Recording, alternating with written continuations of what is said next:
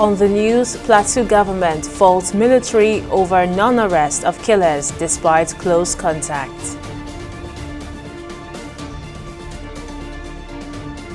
PDP vows to expel Wike from party, cites alleged anti-party activities. And Nigerian government tells court Nnamdi Kanu's Biafra threat was deliberate, not mere boast.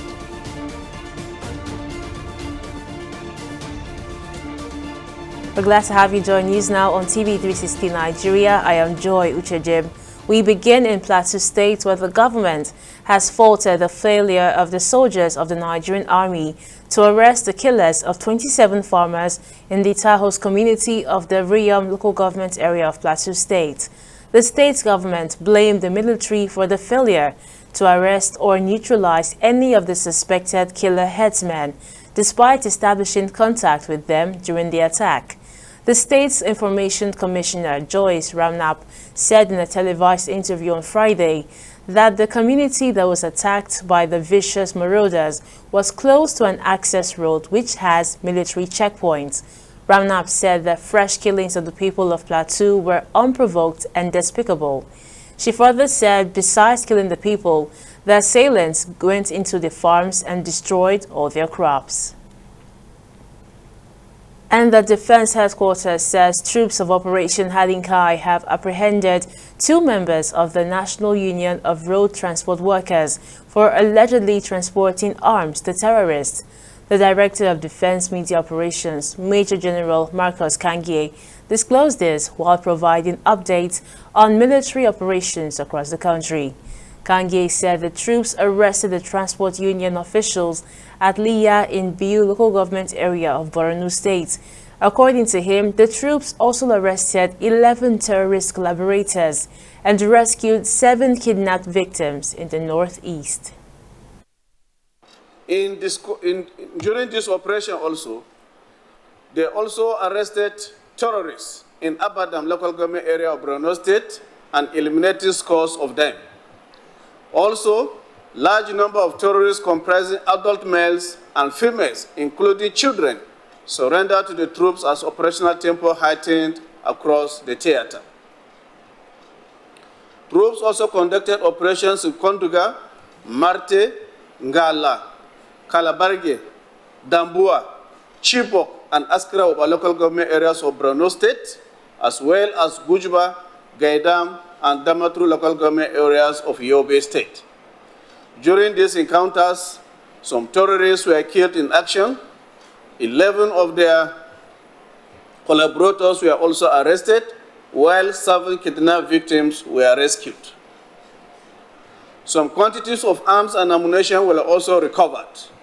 They also retrieved and safely detonated some IEDs, while the sum of 17,150 naira only was recovered from them. Similarly, 2 members of the National Union of Road Transport Workers, identified as Isa Abdullahi and Abdullahi Mohammed, were arrested in Leah Biu, local government area of Borno State, while waybill from a truck was also recovered from them, which corresponded with the intelligence received earlier on the said consignment. The items include 13 pairs of military uniforms and some high-voltage batteries, amongst others. Relatedly, another terrorist logistics supplier known as Shaibu Bulama, 65 years old, was arrested at Damasak Motor Park in Yobe State on 13 July 2025. And Nigeria's Federal Executive Council has held a special session in honor of the late President Muhammadu Buhari, who died on Sunday, July 13, 2025, after a prolonged illness and was buried on Tuesday in his hometown of Daura, Katsina State. President Bola Tinubu led the tribute at the presidential villa, describing Buhari as a patriot who lived a life of integrity and sacrifice. The president also announced that the University of Maiduguri will be renamed in honor of the late statesman to reflect his deep commitments to education and national unity. TV360's Okpeyemi Owosheni reports. A reflective mood filled the presidential villa in Abuja on Thursday as leaders from across Nigeria's political spectrum gathered to honor late former President Muhammadu Buhari. The event brought together dignitaries from across the country, highlighting the breadth of Buhari's national influence. President Tinubu leads the tribute, describing Buhari as a courageous leader and a respected statesman. When his tenure ended, he returned to Dara, not to command from the shadows or to hold court, but to live as he always had, never seeking to impose his will, but content to let others carry the nation forward. In honor of Buhari's unwavering commitment to education, the president has approved the renaming of the University of Maiduguri after the late Buhari. We adopt naming of University of Maiduguri with a new name as Muhammadu Buhari University Maiduguri. Senate President Godswill Akpabio, who once served in Buhari's cabinet, also spoke at a special Federal Executive Council session. He remembered Buhari as a leader who dedicated his life to unwavering service. He served his nation first in uniform, and decades later he returned to serve it once more, this time in flowing agbada.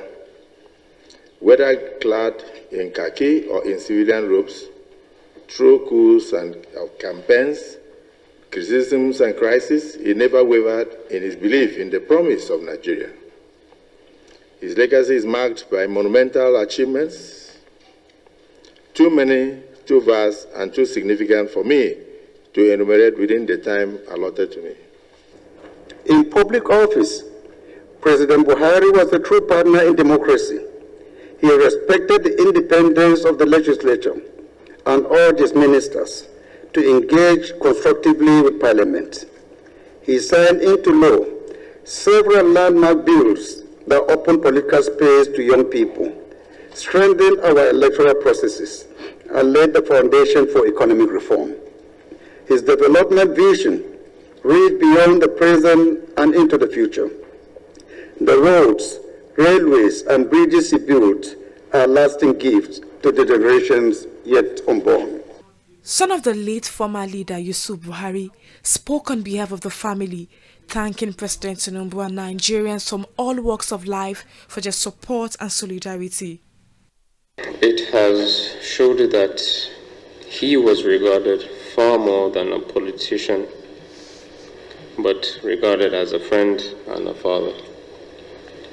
To all members of the Federal Executive Council, for the care and befitting state burial accorded to our late father, we appreciate you all.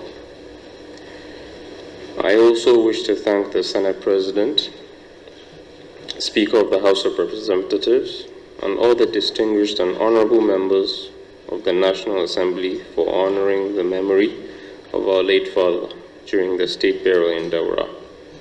The expanded FEC session was attended by governors, ministers, the leadership of the National Assembly, and dignitaries who described Buhari as a man who lived simply, led firmly, and left a legacy defined by honor. Okpeyemi Owosheni, TV360 News, Lagos. And now to the political scene. The All Progressives Congress, APC, has urged its state publicity secretaries and governors to take ownership of the national communication strategy and effectively project the renewed hope agenda of President Bola Tinubu, describing it as a national mandate, not just a political slogan. This move was made during the Apache Security Seminar held in Abuja, where top party communicators gathered to strategize on unified and effective messaging across the Federation. Speaking at the event, the acting national chairman, Ali Dalori, emphasized the need for a consistent message that communicates progress, acknowledges challenges, and builds public confidence in the party's direction. The renewed hope agenda of Mr. President Bola Ahmed Tinubu is not just a slogan. It is a national vision hinged on real policies, bold reforms, and the promise of a better tomorrow for all Nigerians. As Zonal and State Public Secretary, you are a critical messenger of this vision. Your words, actions,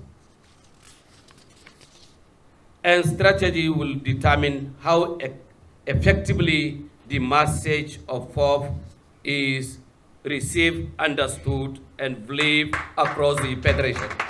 Bringing the most important machinery for effective communication of our party, and that is the office of the National Police Secretary, the zonal publicity secretaries, and the state police secretary together in one room to have an informed opinion about what the government has achieved, what the government is doing, and an effective strategy to be able to communicate it.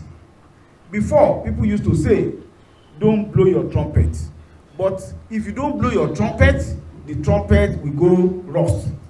Nigeria was getting deeper and deeper into economic straits. So this government came, the president removed fuel subsidy with a fiat, and then of course merged the dual exchange rate. Now these were twin hydra-headed monsters, economic monsters, that were dragging the economy of Nigeria backwards. So once these were removed, a lot more money and revenue became accruable to the subnationals, apart from the federal government.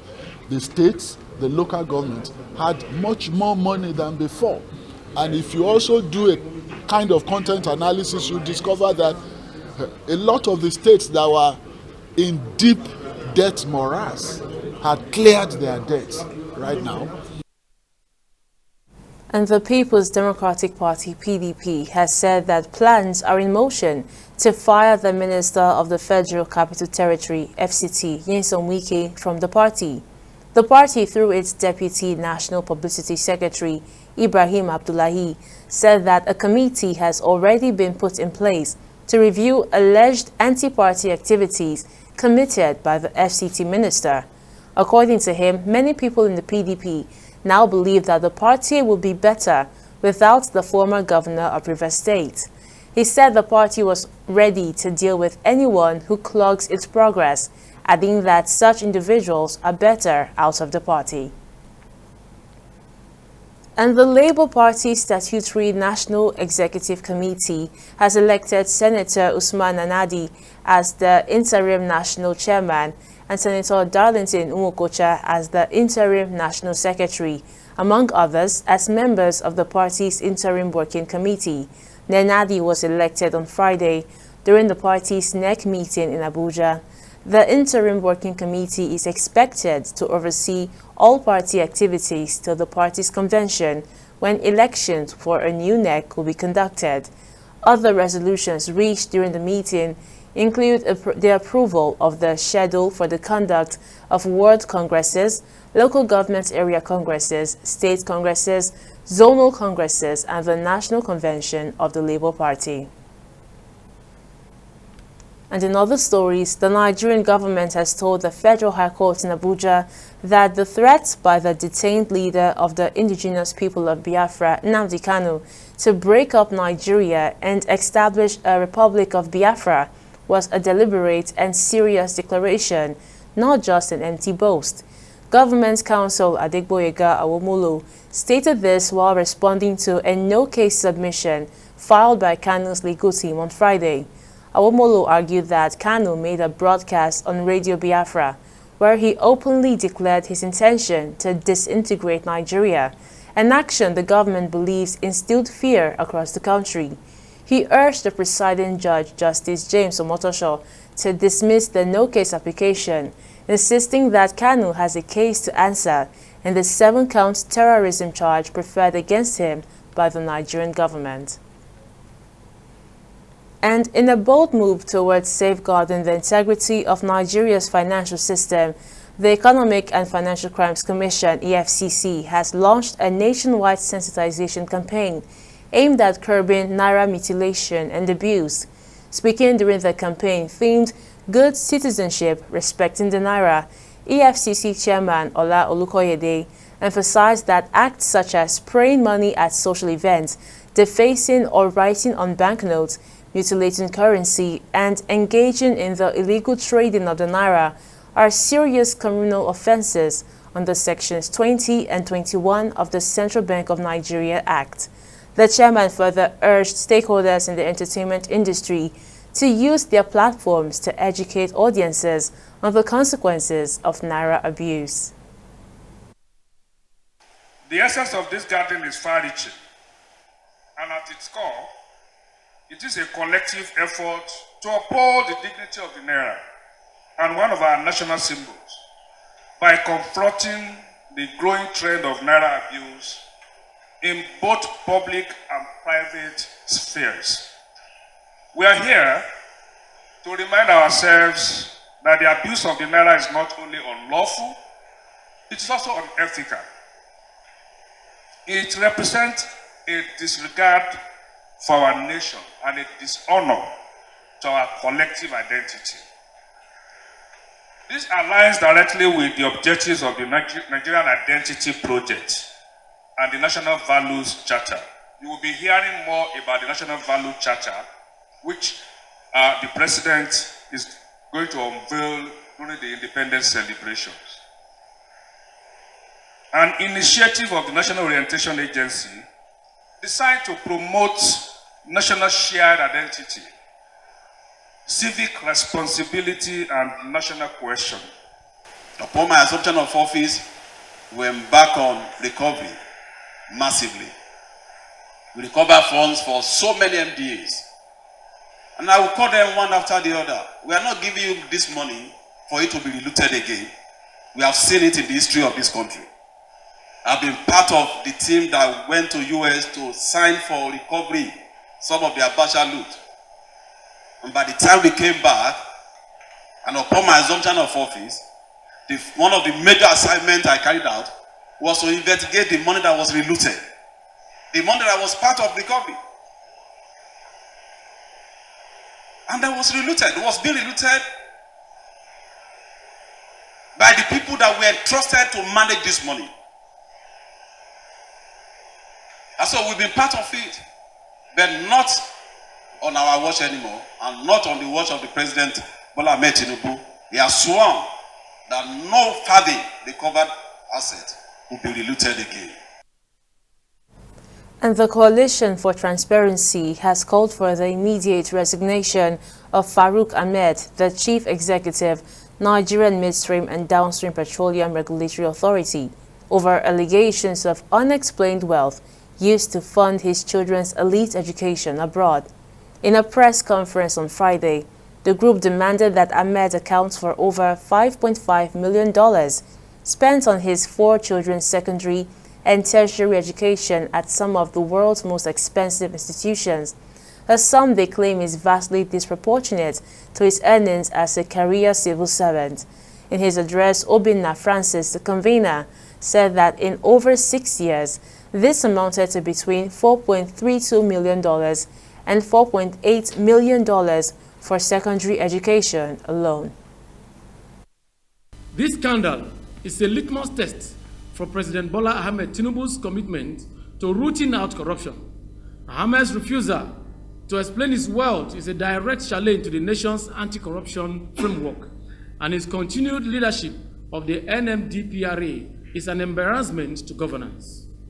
We demand he step down immediately and submit to a thorough public investigation by the Code of Conduct Bureau, CCB, the Independent Corrupt Practices Commission, ICPC, and the Economic and Financial Crimes Commission, EFCC. Let him open his books, reveal his assets, and prove his wealth is clean, or admit his guilt by resigning. His silence fuels suspicion and undermines every Nigerian's faith in our institutions. The coalition will not relent until justice is served. We call on the EFCC and its sister agencies to act with urgency, tearing down the veil of secrecy that Ahmed clings to. Anything less is a betrayal of the public trust. We'll go on a short break here, but still to come, lightning strikes kill 33 people in eastern India. Details of this story after this break.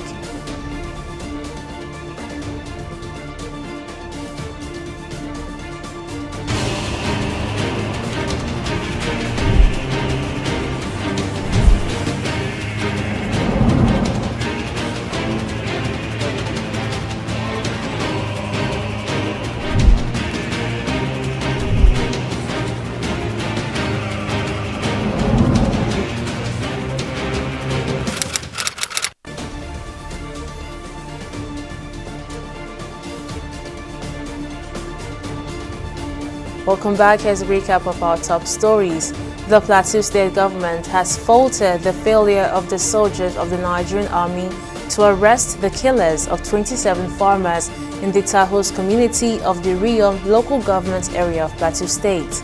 The state government blamed the military for the failure to arrest or neutralize any of the suspected killer herdsmen, despite establishing contact with them during the attack.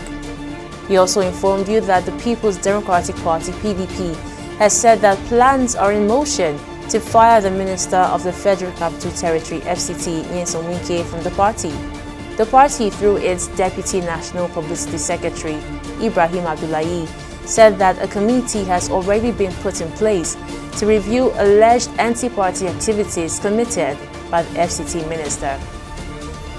And in case you missed any of our news bulletin or for more updates, you can catch us on Limex World TV and ABO TV, or log on to our website on www.tv360nigeria.com. You can also follow us on our social media platforms on X, Instagram and YouTube at TV360 Nigeria, or download our mobile app on Google Play Store, Huawei App Gallery and Apple Store. On Facebook, we're at TV360 Online.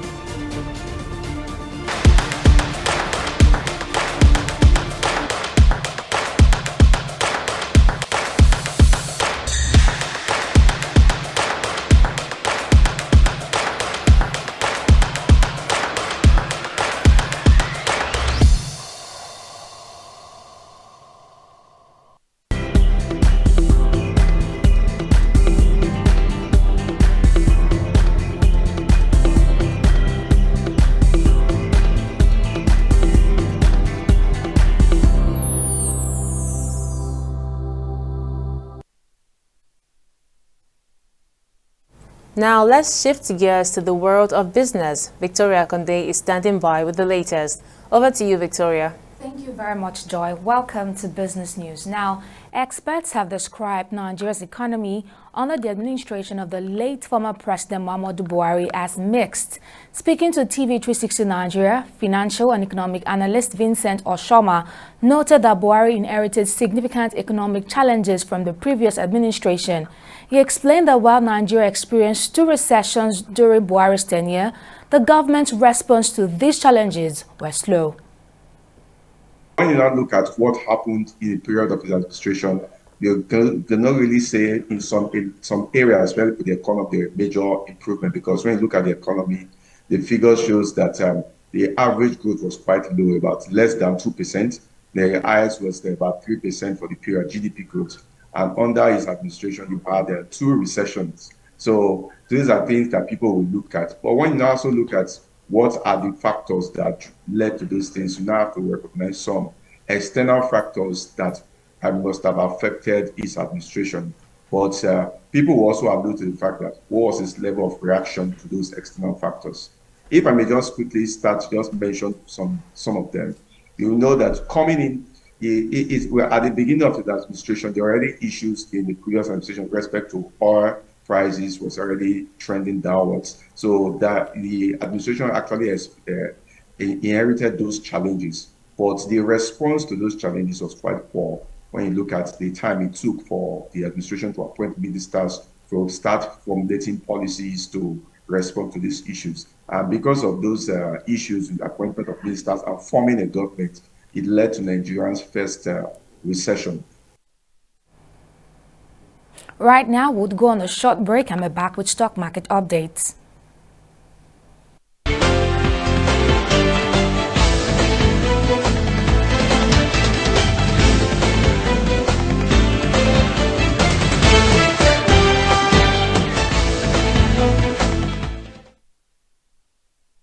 Welcome back. It's the final trading day of the week and the Nigerian equities market closed on a bullish note, gaining 1%.